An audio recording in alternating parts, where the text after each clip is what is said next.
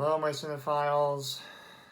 It's me, Mr. Drew, here to delve deep into what makes this version of Batman one of the best iterations of the character over the past 30 years.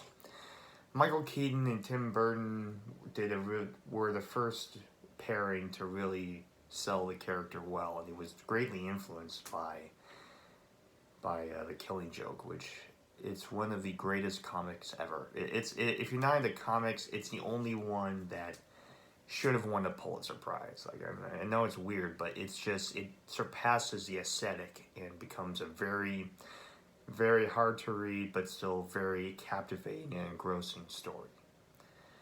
And from there, we've gotten a bit of a misstep in the '90s with Schumacher's version, and but then Batman was rescued from the Hollywood grave with Mr. Christopher Nolan and Christian Bale's take on the character.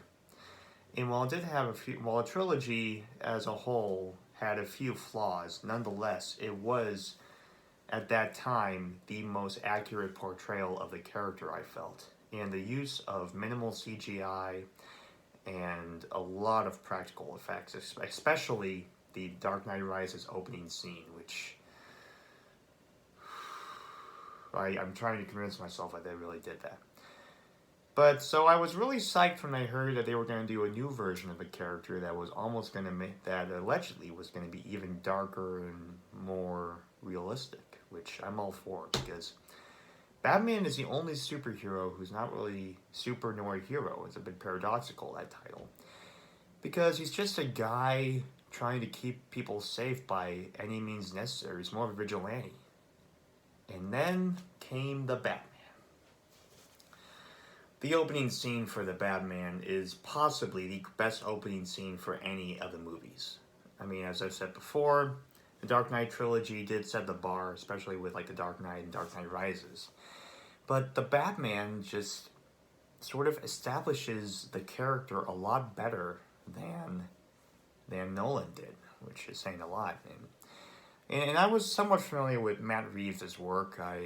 Cloverfield was pretty good, but before the Batman, I really enjoyed his Planet of the Apes sequel, Dawn of the Planet of the Apes, which also has Andy Serkis, of course, doing motion capture work. But I was really interested to see how he approached this, and despite there being a PG-13 rating, I was still surprised by the amount of stuff that he was able to get away with.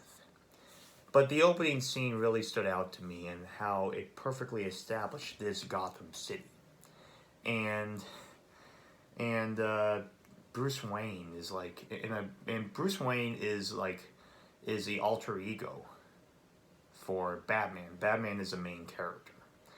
And he has now a bat signal. And boy, just that opening, he just shows up and he has a bat signal at all the criminals in the world, just all the criminals in Gotham City, they just don't know what to do when they see that. Even people like stealing a loaf of bread will immediately put it back when they see it. But I really love their approach, having him be a recluse, as I've said before, and I just even liked the plot twist where you find out that Thomas Wayne wasn't really that much of a saint, which was interesting because that was a similar theme explored in Joker. And it does reflect the comics, because there was a time when Thomas Wayne was kind of a dick. And I did like that plot twist, though. And Pattinson just is really... Pattinson just really...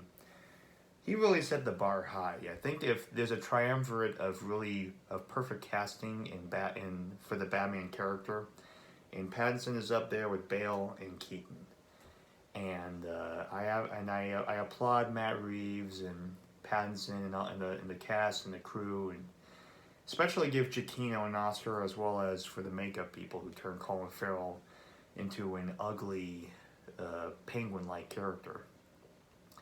And that car chase that happens where Batman leans down as the music is going, I can't not get chills from that. And I'm looking forward to the sequel. And by the way, And if anyone was curious as to who Riddler was talking to at Arkham, that was Joker. No two ways about it. That was Joker. That was Joker. So yeah, the Batman. If you guys haven't seen it already, just go see it. It is long, but believe me, it's worth it. And the use of Something in the Way by Nirvana. I mean, I love the version that they use in the trailer. And by the way, I just read this today. Apparently, Something in the Way has spiked on Spotify by 1,200%, and it's up to number one. And of course, it's one of the best songs on one of the greatest albums ever. It's an album like Nevermind is from where it's from, and Nevermind. Without that album, music wouldn't be the way it is today, and we wouldn't have its perfect inclusion in this dreary adaptation of a famous character. Thank you, my cinephiles, very much for listening. I know this is a new format, but I appreciate you guys for hearing me out, and eventually I will be recording from more than just my phone. But you know, as Teddy Roosevelt once said, do what you can with what you have, where you are. And if you guys have any other thoughts about the movie or anything, please leave them in the comments below. And thank you guys very much. And have a nice day. And until next time, the balcony is closed.